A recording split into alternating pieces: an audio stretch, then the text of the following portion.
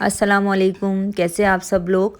तो आज की जो वीडियो है उसमें हम इस तरह की ब्लेंडेड हाइलाइट्स करना सीखेंगे। ये आफ्टर का रिज़ल्ट है और मैं आप लोगों को बताऊंगी कि हम इसको किस तरह से बहुत आसानी के साथ कर सकते हैं।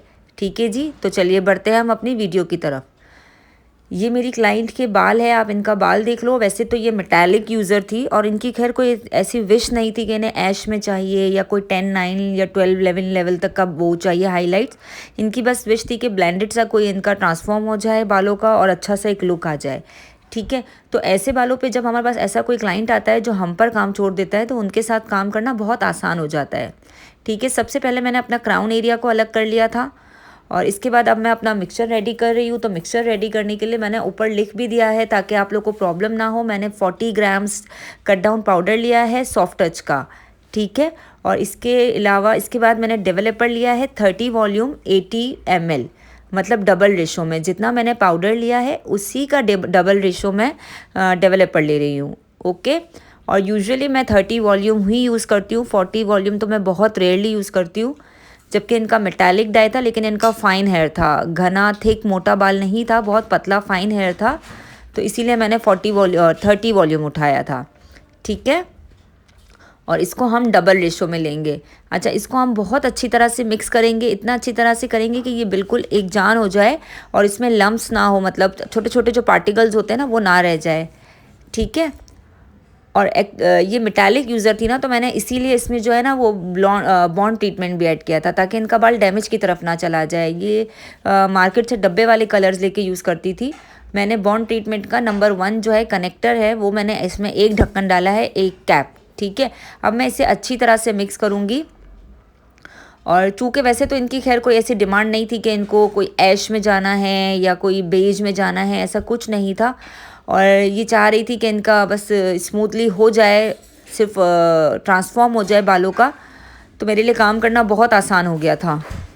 अच्छा जी, तो हम नैब एरिया से स्टार्ट करेंगे अपनी फॉइलिंग करना। मैं स्टार्ट में वीडियो ओपन करना भूल गई थी तो इसके लिए बहुत माजरत। मैंने इसी तरह से स्लाइस लिया था पहले और स्लाइस को अलग किया अपने बालों के साथ और फिर इसके अंदर ही पतली पतली वीविंग्स ली थी। ठीक है, ये काम आपको बहुत नीटनेस और फिनिशिंग के साथ करना है। अगर आप बिगनर है तो आप घर में किसी को भी, अपनी अम्मी बहन या किसी फ्रेंड को बिठा के इस तरह से पार्टिंग किया करें और वीविंग निकाला करें। जब तक आप प्रैक्टिस नहीं करोगे आपकी नीटनेस नहीं आएगी। ठीक है, और अगर फॉइलिंग में जितनी नीटनेस होगी इतना आपके काम में नीटनेस आएगी। ठीक है, स्लाइस लेकर मैंने पतली पतली वीविंग निकाली। अच्छा, हमें एक स्लाइस लेनी है जिसमें से वीविंग निकालनी है और एक स्लाइस हम एज इट इज़ छोड़ देंगे। ठीक है, फिर इसके ऊपर अब हम इसे अच्छी तरह से नीट करेंगे और फिर हम फॉइल लगाएंगे और इसके बाद हम अपना प्रोडक्ट लगाएंगे इसके ऊपर कट डाउन का। अच्छा, प्रोडक्ट लगाते वक्त भी हमें ये ध्यान रखना है कि हम ऊपर से लगाएंगे प्रोडक्ट और नीचे तक जब हम लाएंगे इसको लेंथ तक तो हमारा एक ही उसमें लगना चाहिए। ऐसा नहीं कहीं कम कहीं ज़्यादा, एक ही फॉर्म में लगना चाहिए। प्रोडक्ट अच्छी क्वांटिटी में लगाएंगे ताकि कट डाउन का रिज़ल्ट भी बहुत अच्छा है। ऐसा ना हो कि हम कहीं कम कहीं ज़्यादा लगा रहे हो प्रोडक्ट बचाने के चक्कर में। तो इससे पता है क्या होता है, पैची पैची लुक आता है। कहीं पर ऑरेंज पिगमेंट्स आ जाते हैं, कहीं पर ब्राउन रह जाते हैं पिगमेंट्स, ये होता है। तो बेटर है कि हम ऊपर से लेकर नीचे तक एक ही फॉर्म में लगाए अपना वो कट डाउन पाउडर ताकि हमें रिज़ल्ट बहुत अच्छे से अचीव हो। ओके, अब मैंने इस फॉइल को अच्छी तरह से पैक कर दिया है। मैं फिर एक स्लाइस निकालूंगी, इसे छोड़ दूंगी और इसके बाद फिर क्राउन एरिया की तरफ आके क्राउन एरिया से भी स्लाइसिंग लेना शुरू कर दूंगी। ठीक है, मैं यही करती आ रही हूँ नैब एरिया से। स्टार्ट में एक्चुअली वीडियो ओपन करना भूल गई थी तो याद नहीं रहा, लेकिन मैंने पूरी फॉइलिंग इसी तरह से की है। स्लाइसिंग ली है, फिर एक स्लाइस लेके एक स्लाइस छोड़ के उसमें वीविंग ली है। बहुत आसान तरीका है, आप लोग ये प्रैक्टिस घर में भी कर सकते हो। किसी के भी बालों पे आप मतलब कट डाउन मत लगाओ, आप कोई भी कंडीशनर ले लो या फिर शैम्पू ले लो और बाद में इसे वॉश करा दो अच्छे से मसाज करके। ठीक है, आप मतलब हेयर ब्रश और उसमें कंडीशनर निकाल लो और इसी तरह वीविंग निकाल निकाल के आप इसके ऊपर कंडीशनर लगा दो तो आपकी प्रैक्टिस भी हो जाएगी। ठीक है, यूजुअली जब हम लोगों ने सीखा था ना तो हम लोग डमी के ऊपर ये प्रैक्टिस करते थे और बाल निकालते थे और बालों को फिर डमी के बालों को कंडीशनर से वॉश भी कर लेते थे, तो जो वो रूखे रूखे होते थे वो भी सॉफ्ट हो जाते थे। बट अगर अभी आप डमी घर में अफोर्ड नहीं कर सकते या नहीं मिल रही है या आपकी पहुंच तक नहीं है तो आप किसी को भी बिठा के इस तरह से प्रैक्टिस कर सकते हो कंडीशनर लेके, फॉइल लेके, ताकि आपको फॉइल पकड़ने की, फॉइल कहाँ पे कितने किस तरह से पकड़ना है, बालों को किस तरह से टैकल करना है, ये प्रैक्टिस आप लोग इजीली घर में भी कर सकते हो। बट ये कि सिर्फ इस प्रोडक्ट की जगह पर आप बोल में कंडीशनर ले लो, ठीक है, या शैम्पू ले लो, या ऑयल भी ले सकते हो, जो आपको सही लगे, ठीक है, ताकि आप लोगों की स्लाइसिंग करने की और फॉइल निकालने की प्रैक्टिस हो जाए। चलिए, अगर हो सका ना तो मैं इस तरह प्रैक्टिस किस तरह करनी है इसकी भी एक वीडियो बना के आप लोग को बता दूंगी, ताकि जो नए बिगनर सीख रहे हैं वो घर में आसानी के साथ प्रैक्टिस कर सके, ठीक है। अब मैं इस फॉइल को भी पैक कर रही हूँ अच्छी तरह से, और फिर आगे मैं इसी तरह से पूरे क्राउन एरिया तक फॉइलिंग करती रहूँगी अपना ऊपर तक, और इसको फिर एंड कर दूंगी, ठीक है। और इसके बाद मैं अपने साइड वाले दोनों तरफ से सिर्फ एक एक फॉइल लगाऊंगी, क्योंकि इनका बाल बहुत फाइन था, इतना साइडों पर इतना हेयर भी नहीं था। अगर घने और मोटे बाल होते या ज़्यादा बाल होते तो फिर हम दो दो फॉइल लगा लेते, लेकिन इनके बाल इतने ज़्यादा नहीं थे, तो हमने दोनों तरफ से सिर्फ एक एक की फॉइल लगाया है, ठीक है। देखो, इसमें आप क्या करोगे कि ऊपर से एक स्लाइस लोगे और उसको छोड़ दोगे, इसके बाद नीचे से आप एक स्लाइस लेके छोड़ दोगे, और सेंटर वाली जो स्लाइस है इसमें से आप वीविंग निकाल लोगे थोड़ी सी, ठीक है, छोटी छोटी वीविंग्स निकाल के, और इसको भी फॉइल लगा के आप अपना कट डाउन का बैटर लगाओगे, और इस पर भी आप फॉइल लगा के इसको कवर कर दोगे, ठीक है। और सेम प्रोसेस आप दूसरी तरफ से भी करोगे, वो मैंने वीडियो में रिकॉर्ड नहीं किया है क्योंकि सेम इसी प्रोसेस के साथ काम करना था, तो आप लोग दूसरी तरफ से भी इसी तरह से बाल निकाल लोगे, ठीक है। और जब तक हम ये नीचे से नैब एरिया से स्टार्ट करके ऊपर की तरफ आएंगे, तो हम फ़ौरन इमीडिएटली ही अपना लास्ट वाला स्लाइस खोल के चेक कर लेंगे कि हमने कितना अचीव किया है। चूँकि इनकी डिमांड नहीं थी कि इन्हें कोई 10 लेवल या 11-12 लेवल तक जाना है, या ऐश में चाहिए या बेज में चाहिए, तो हमें 8-9 लेवल का भी अगर कट डाउन का रिज़ल्ट अचीव हो जाता है तो इनफ था हमारे लिए, ठीक है। तो जैसे मैंने इनकी ये फॉइलिंग कंप्लीट की ना, दोनों तरफ की, दोनों साइडों की, इसके फ़ौरन बाद ही मैंने जो फर्स्ट फॉइल लगाया था नैब एरिया में उसको ओपन किया। वो आपको मैं अभी ओपन करके दिखाती हूँ कि हमने कैसा रिज़ल्ट अचीव किया था, ठीक है। ये देखिए, अब मैंने फ़ौरन ही ये खोल लिया था फॉइल, तो ये इसमें रिज़ल्ट आ चुका था। आप देखो, इनका ऑलमोस्ट 9 लेवल तक जा चुका है ये वाला फॉइल, ठीक है। तो मैंने फ़ौरन से इसको अपने जहाँ मैं बैठी थी वहीं पर इसको मैंने रिमूव कर दिया। हम चाहते तो इसको हटाकर इसके ऊपर पानी डाल के भी रोक देते, लेकिन मैंने यहीं पर स्पंज बोल में पानी लेकर स्पंज से इसको नीट और क्लीन कर लिया था, ठीक है, अच्छी तरह से। आप इसी तरह से आप ये प्रोसेस भी कर सकते हो, और आप चाहो तो इसको शैम्पू यूनिट पे ले जाके भी पानी से रिंस आउट करा सकते हो, ठीक है। अब ये मैं सेकंड फॉइल चेक कर रही हूँ कि इसमें क्या रिज़ल्ट अचीव हुआ है।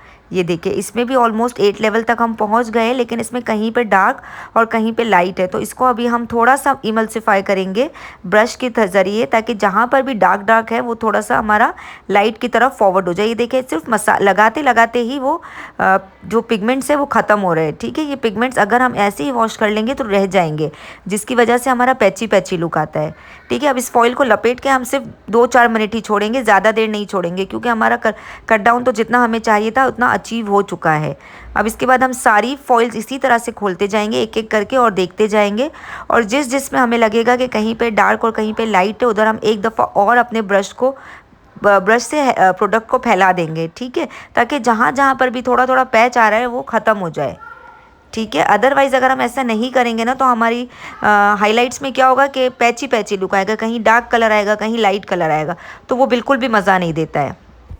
अब जब हम देखेंगे कि हमने अपना डिज़ायर कट डाउन का जो शेड हमें चाहिए वो अचीव कर लिया है, तो हम क्या करेंगे कि वेट स्पंज के ज़रिए सारी फॉइल्स को निकालते जाएंगे, और वेट स्पंज से जो है वो क्लीन करते जाएंगे अपनी सारी स्लाइसिंग को, ठीक है, जो वीविंग हमने की थी। अब आप देख रहे हो, हम लोग ऑलमोस्ट 8 to 9 लेवल हम अचीव कर चुके हैं, और हमें यही कट डाउन का रिज़ल्ट चाहिए था। चूँकि क्लाइंट की डिमांड तो थी नहीं कि उसे ऐश या बेच पे जाना है, उसे 8 या 9 लेवल के दरमियान का ही कलर चाहिए था, बल्कि वो तो 7 लेवल में भी खुश थी, बट जबकि मेरे पास 7 लेवल अवेलेबल भी नहीं था, ठीक है। अब मैंने 7 लेवल पे किस तरह से काम किया है वो मैं आपको बताती हूँ, ठीक है। आगे चल कर मैं बताऊंगी कि हमने किस तरह से 7 लेवल को अचीव करने की कोशिश की थी, क्योंकि ये चाह ही रही थी कि इन्हें 7 या 8 लेवल तक का ही मिले रिज़ल्ट, वो बहुत ज़्यादा हाईलाइटेड नहीं चाह रही थी। अब मेरे पास 8.31 था और 6.34 था आई थिंक, ठीक है। तो मैंने क्या किया कि थोड़ा सा 10 ml जो है वो 6.34 लिया, और 8.31 जो मैंने लिया था वो मैंने 20 ml लिया था, और 1:1.5 का नॉर्मली रेशो होता है सिल्की कंपनी का, तो मैंने 20 वॉल्यूम लिया था 45 ml। ओके, 45 ml मैंने लिया था अपना डेवलपर 20 वॉल्यूम। मैं ऊपर स्क्रीन पे लिख भी दूंगी ताकि आप लोगों को इजी हो जाए समझने में कि कौन सा कलर कितना था और कौन सा डेवलपर कितना था, ठीक है। और इसके बाद हमने इसके अंदर अपना बॉन्ड ट्रीटमेंट का नंबर 2 ऐड किया था, ताकि जो नंबर 1 प्रोडक्ट ने काम किया है ना बॉन्ड ज्वाइन करने का, वो नंबर 2 जो है वो उसको सील कर दे, पैक कर दे, ठीक है। तो नंबर 2 मैंने इसके अंदर जितना मैंने 1 कैप नंबर कट डाउन में ऐड किया था, तो नंबर 2 जो मैं है इसमें वो भी 1 कैप ही ऐड करूँगी। ओके, और इसे अच्छी तरह से हम मिक्स कर देंगे।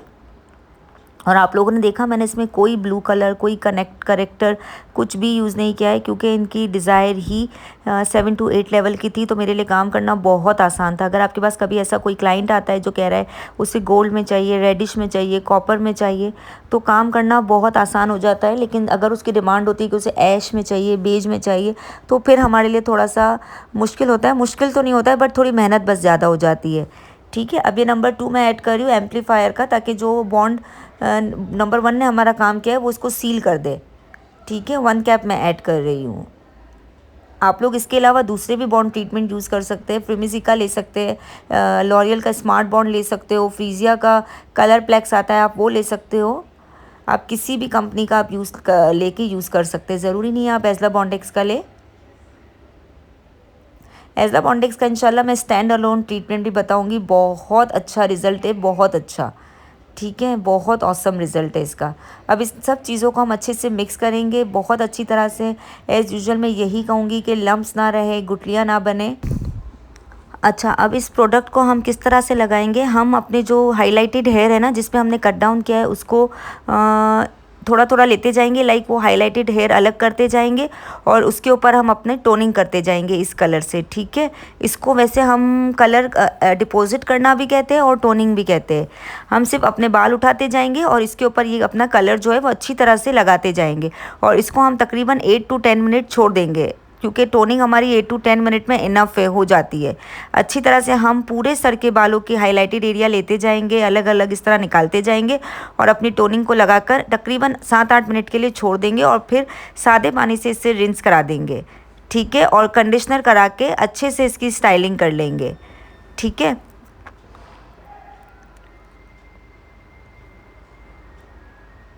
ये देखिए किस तरह से मैं टोनिंग कर रही हूँ, इसी तरह से पूरे बालों पे कर लेंगे और फिर अच्छी तरह से इसे सादे पानी से वॉश कर लेंगे। केराटिन मास्क लगा लेंगे किसी भी अच्छी कंपनी का और फिर अच्छी तरह से इसे ब्लो ड्राई करेंगे और ब्लो ड्राई करने के बाद इसे आप आयरन कर ले अच्छी तरह से, या फिर आप जिस तरह से चाहे कर्लिंग कर ले, कर्ल से कर्ल कर ले, जैसे आप चाहे सेटिंग कर सकते हो। और फिर मैं आपको अभी फाइनल रिजल्ट भी दिखाती हूँ उसका कि क्या हमने अचीव किया है, ठीक है। वैसे तो आप स्टार्ट में देख चुके हो कि हमने किस तरह अचीव किया था। ये देखिए कितना अच्छा सॉफ्ट सा ब्लेंडेड लुक आया है।